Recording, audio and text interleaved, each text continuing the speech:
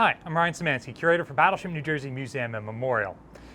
Last week we posted a video talking about how ancient traditions for ship naming have really carried over through all of Western civilization. And Athenian triremes are named in very similar manners to modern warships. In today's video, we're going to look at dreadnought-type battleships and the countries that built them and see if there's any consistency in their naming conventions. What I mean by naming conventions is, using the United States as an example, all American battleships are named after states, with the exception of USS Kearsarge, BB-5, a pre-dreadnought, but by and large, they're all named after states.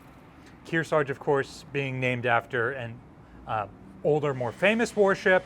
You do see a lot of names carried over tradition-wise, and one that participated in a battle. And battles are going to be a common naming convention for other countries as well. So we're going to go through the various countries that operated dreadnought-type battleships and talk about, is there a convention, or is it just like shoot from the hip, like naming modern ships, where different secretaries of the Navy just pick random names that don't fit with convention at all. So with the United States, obviously there is a consistent convention, and it is place names. And we're going to see things like that with major administrative districts being used in the naming conventions a lot. Actually, for our next country, let's do Japan. The Imperial Japanese Navy names all of its battleships after provinces. Now, provinces are like an older form of states for Japan. The more modern 20th century and 21st century administrative district is the prefecture. Interestingly, they use the older, more historic province name rather than the newer post-Meiji Reformation. There is some distinction here between battleships and battle cruisers. Many of the battle cruisers, many of them are named after provinces. Some of them were planned to be named after mountains, which was a common cruiser naming convention. But Japan isn't the only country that has different naming conventions for battle cruisers and battleships. The United States, had we commissioned any of the battle cruisers that we laid down, they would have been named after older famous ships, such as Lexington, Saratoga, Constellation, and Constitution. Another country that distinguishes between battle cruisers and battleships is Germany. During the Imperial German Navy era, they were typically named after German administrative districts, although some, especially given that Germany was still operating a lot of their pre-dreadnoughts at the same time as their large fleet of dreadnoughts, some of them are named more after people or the idea of people. The name König, for example, king, it's like just named after the crown, the person who holds that. But then they had other ships that were named after specific people, Crown Prince Leopold, things like that. Battle cruisers, on the other hand, tended to be named after people. And so you see ships like Seydlitz named in a very similar tradition to the older armor cruisers that they grew out of, like Blücher, Scharnhorst, and Gneisenau. Interestingly, there's a split between the Imperial German naming conventions and the Nazi German naming conventions, in which its battleships are named after people. They're all named after historic Germans.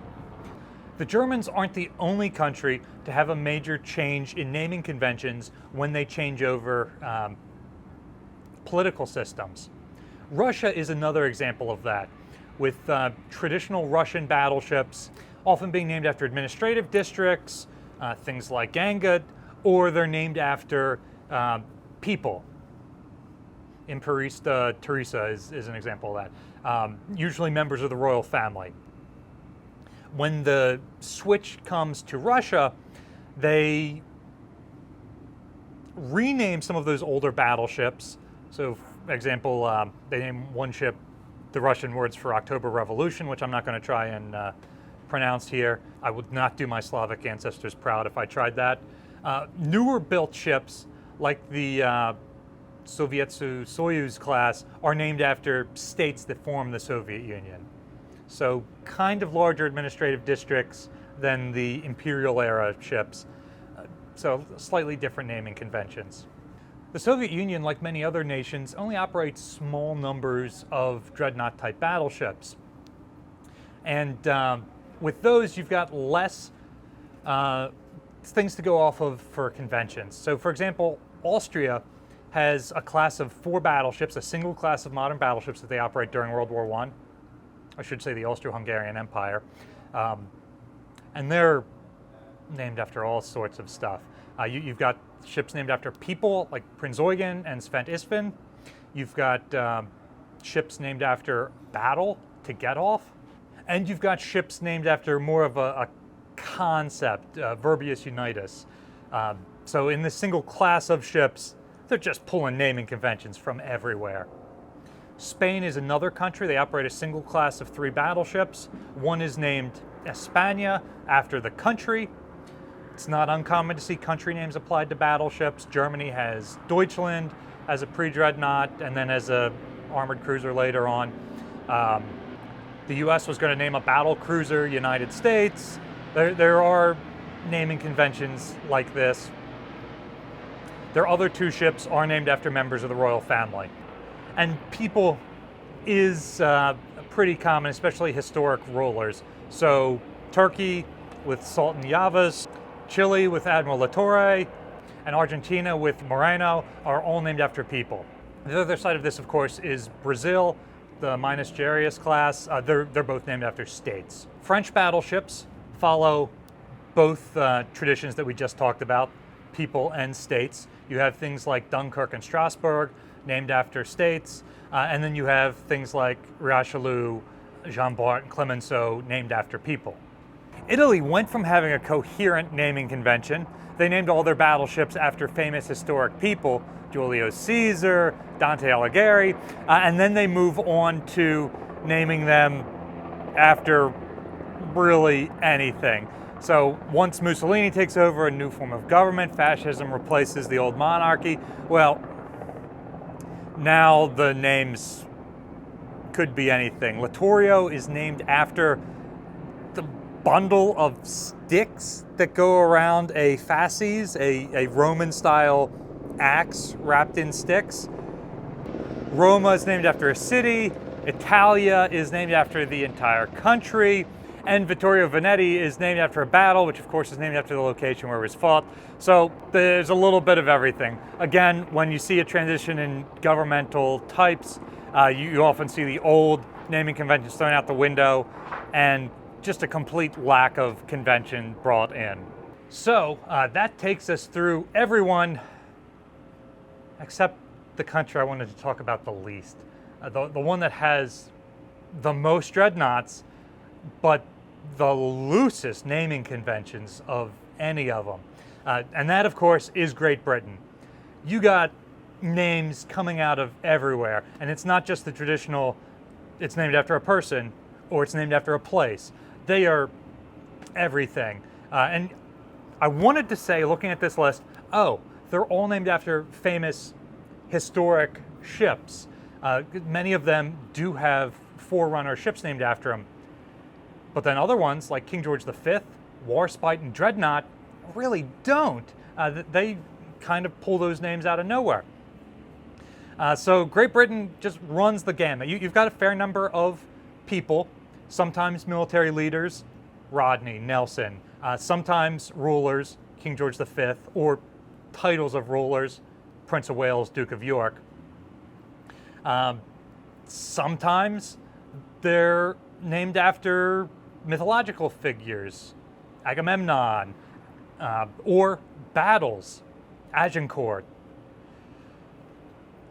Sometimes it's just whatever they pull out of a hat. Dreadnought, Warspite, really cool names for ships.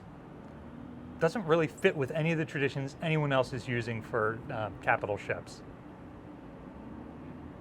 It's interesting to me that the country with the largest navy during this time period, that builds the most battleships, including the first dreadnought-type battleships, also has the least rules for naming conventions. They really are just pulling names out of everywhere. I would love to hear Drac or somebody else come up with a video talking about why British ships are named the way that they are. I get that they do have conventions for some things. We're just going to name all of these destroyers after the letter B. We're going to name all of the destroyers in this class after tribes that we've subjugated in the Empire. Like they had conventions, but for whatever reason, that doesn't seem to translate to battleships, and I don't know why. If you have an idea, let us know in the comments section down below. What do you think is the best naming convention for ships? I think it makes way more sense to name them after major administrative districts like the American states or Japan, France, any of these other countries that named them after major administrative districts, because that gets the support of all of the people from that area. You have things like the state of New Jersey making a silver set for their battleship. There's a sense of ownership. There's a place for those ships to go when they're taken out of service. Not that anyone was thinking about that at the time. And if there's budgetary battles, like I don't care about voting for a bill that's going to pay for money for a battleship named after Jean Bart. He's been dead for hundreds of years. But you know, if it's named after Gascon and I happen to be from Gascon, maybe I'll pay for that. So what do you think is the best naming convention? Let us know in the comment section down below. Battleship New Jersey receives operating support from the New Jersey Department of State, also from a number of other businesses and private individuals like yourselves. We really appreciate your support. There's a link in the description below where you can donate to support the museum. You can also support us by liking, sharing, and subscribing so more people find about the museum and our channel. Thanks for watching.